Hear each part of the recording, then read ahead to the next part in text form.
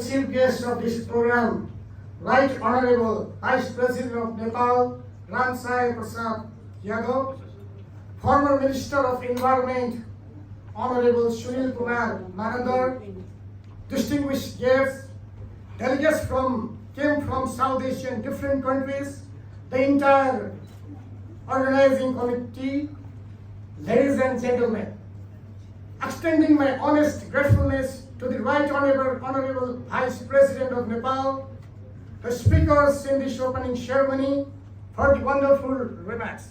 I would like to welcome you all on the South Asian Climate Action Conference 2023 in Kathmandu, Nepal, on behalf of National Youth Council and Youth Development Center. Today I feel honored to be an organizing partner of this event. First of all, I would like to congratulate all the Everest Climate Awards 2023 winners. As said, National Youth Council is an autonomous youth-led government organization in Nepal. Youth leadership initiation, youth-centered policy intervention, and youth entrepreneurship development is key thrust areas of this council. Today we have been gathered in Kathmandu to discuss on the most pressing issues of our time, the climate change. You know all, Nepal is a beautiful country of Himalayas. So the program here, I believe, will shed the light how the global warming has hit hard to the diamond-like shining Himalayas and land of Gautam Buddha.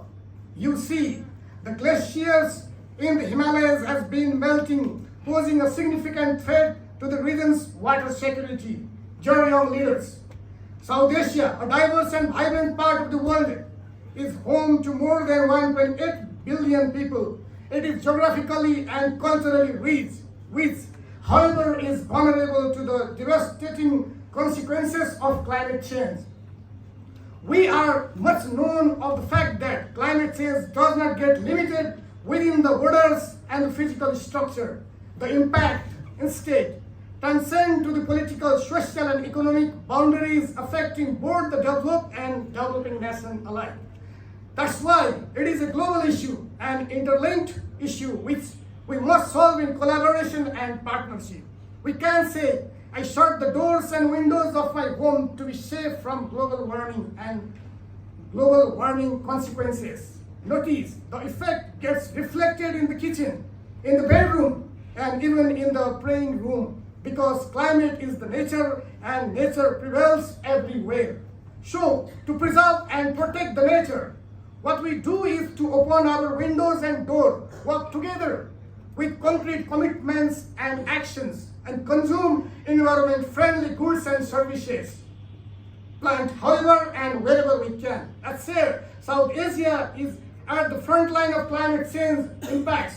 Rising temperature, sea level rise, ocean acidification, deforestation, glacier melting, and so on. Accepting the facts, regional level leaders also should come together to tackle the issues through policy intervention and program initiation to strengthen resilience and preparedness in the face of climate change impacts. This includes investing in early warning system, disaster response mechanism, and climate smart infrastructure. By building adaptive capacity and integrating climate consideration into urban planning, agriculture, and water management, South Asian countries can better withstand the shocks and stress brought about by climate change. As a youth, please let's think we also can contribute from our part. Why not try simple things such as buying few plants sometimes instead of buying the fashionable clothing? Cleaning roads and land instead of watching the friend of social medias and commenting the beauties. Carrying bags of clothes instead of plastic bags. Walking some distance on foot instead of riding the vehicles. Decorating balconies with plants instead of artificial objects. Managing garbage for reuse or recycle instead of mixing everything. Why not try from our parts too? The youth of today are not just the leader of tomorrow. They are also the driving force behind positive change in the present. With their passion, creativity, and determination, young people help to reshape the future and create a sustainable world for generations to come. Dear young friends, every 1,000 smile begins from a single step. as we're ready to take some steps to mitigate global warming, to take responsibilities of sustainable development? Are we ready to save the planet for us, for our children, for our grandchildren and the generations? I know you all have come here because you know the climate impact, climate justice, and you are concerned to these issues. That's why you are here, we are here, and we will be together. This planet is home to billions of people, animals, birds, insects, and many more. We human beings are responsible for the change, so we should be responsible to mitigate as well. An example, Kathmandu used to be considered a natural cooler. Nothing heat or cold would make life difficult. However, these days, things have been changed. It is much concretized, crowded, and we need ACs to cool down the things. This is how everything is changing. At last, I request, let's come together, government, civil society, and individuals, to pave the path of sustainability and leave a legacy for future generation. The time for action is now. Together, we can mitigate the impacts of climate change and create a world where South Asia and indeed the entire planet thrives in harmony with nature.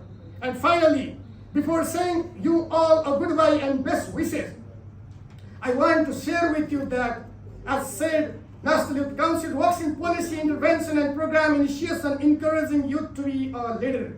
To take action on climate change, we have put some steps forward to revise National Youth Policy and Strategic Work Plan, incorporating climate change as a major theme to work on. Hence, it will be one of the priorities further. I request you all to ask for the governments to take action on climate change, allocate budget with plan of action. Wish you all the best. Thank you, and the program is almost closed.